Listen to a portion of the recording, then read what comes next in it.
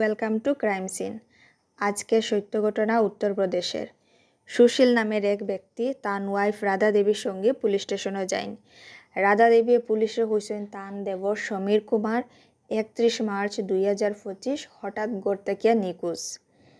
আত্মীয় স্বজন বন্ধুবান্ধব সব দিকে খোঁজাখুঁজি করিয়ে কোনো খবর পাওয়া গেছে না। ফোন করলে দেখা যায় ফোন সুইচ অফ। এই ঘটনা 7 দিন পরে অর্থাৎ 7 এপ্রিল 2025 তান ওয়াইফ মীরা হঠাৎ নিখোঁজ। এফআইআর করার পরে পুলিশ তদন্তত নামে। সমীর কেরল থেকে চাকরি করে। এইবার সমীর হোলির সময় বাড়িতে ছিল, তারপর থেকে নিখোঁজ। পুলিশ সমীর আর মীরার কল ডিটেলস বার করিয়ে দেখা যায় সমীর নিখোঁজের দিন লাস্ট লোকেশন সমীর আর মীরার একসঙ্গে দেখা গেছে।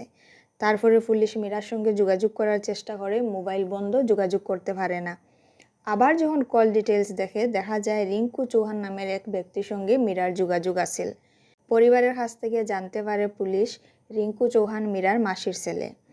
সমীর গড়ে না থাকা অবস্থায় প্রায় সময় রিঙ্কু আইয়া অনেকদিন থাকিয়া যাইত। পরিবারের মানুষের কোনো সন্দেহ আসিল না, আপত্তিও আসিল না, সব কিছু ঠিকঠাক। তখন পুলিশ রিঙ্কুর খোঁজ করে, কিন্তু খোঁজ পায় না। 11 এপ্রিল 2025 এফআইআর করা হয়েছে। 25 এপ্রিল 2025 কোনো এক সূত্রে রিঙ্কুর খোঁজ পাইয়া পুলিশ যায়। যাওয়ার পরে যখন রিঙ্কুর দরজা নক করে একজন ভদ্রমহিলার দরজা খুলেন। বিবাহিত একজন ভদ্রমহিলা, এই আর কেউ নয়, মীরা। পুলিশ মীরা আর রিঙ্কুর একসঙ্গে জেরা করিয়ে জানতে পারে সমীর যখন কেরল থাকতো 2 বাচ্চার মা মীরা গড়ের সব কাজকর্ম শেষ করিয়া ফেসবুক ইনস্টাগ্রাম ঘাটাঘাটি করতো। ইনস্টাগ্রামের মাধ্যমে রিঙ্কুর সঙ্গে পরিচয়। কথা কইতে কইতে তার মধ্যে বন্ধুত্ব বাড়ে। তারপরে রিঙ্কু একদিন কয়, তোমার সঙ্গে দেখা করার আমার খুব ইচ্ছা, মেলার খুব ইচ্ছা। মীরায় হয়েছে এটা সম্ভব নয়, আমার হাজব্যান্ড আছে, 2 বাচ্চা আছে, এই জন্মে সম্ভব নয়, পরের জন্মে।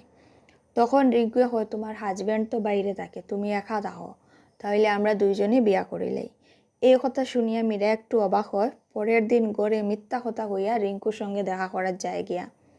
মীরা আর রিঙ্কু একটা মন্দিরে গিয়া বিয়াও করিলায়। এই ঘটনা প্রায় 1 বছর আগে। এই ঘটনার পরে থেকে রিঙ্কু মাসির ছেলে সাজিয়া মীরার গড়ে আয়, কয়েকদিন থাকে, তারপরে যায় গিয়া। মীরার জেঠা নিয়ে মীরার রুম থেকে রাত্রেবেলা কিছু অস্বাভাবিক শব্দ শুনেন। তাই পরিবারের মানুষের কইছেন, কিন্তু পরিবারের মানুষে তার কথা বিশ্বাস করছে না। এই কথা যখন মীরার খানে যায়, মীরা পরিবারে অশান্তি শুরু করে, তাণ্ডব শুরু করে, গড় ছাড়িয়া বাড়াগড়ে যায় গিয়া। 2টা বাচ্চা নিয়ে মীরা বাড়াগড়ে তাহে। এখানে রিঙ্কু সবসময় যাওয়া আসা করতো, সব কিছু ঠিকঠাক চলে। মার্চ মাসে সমীর চাকরি ছাড়িয়া সব জিনিসপত্র লইয়া গড়ে আই যায়। কয়, এখন থাকিয়া আমি বাচ্চা আর বউর সঙ্গে থাকতাম। এই কথা শুনিয়া মীরা বিরক্ত হয়।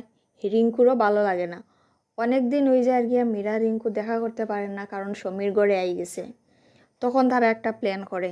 30 মার্চ 2025 একটা বিয়াবাড়িতে সমীর যায়।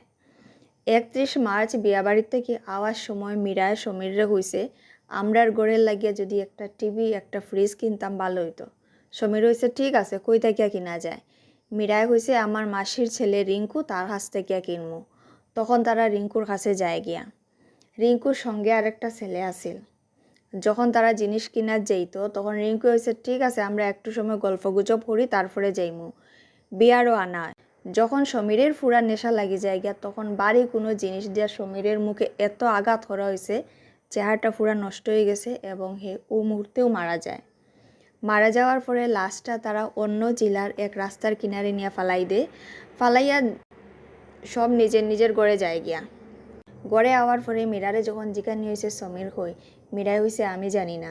সমীরে কইছে, আমি গড়ে যাইমু গিয়া, খুইয়া আই গেছে, তারপর থেকে কোনো খবর আমি জানি না। পুলিশ অন্য রাজ্যের পুলিশের সঙ্গে যোগাযোগ করিয়া জানতে পারে 1 এপ্রিল রাস্তার কিনারে একটা লাশ পাওয়া গেছে রক্তাক্ত অবস্থায়।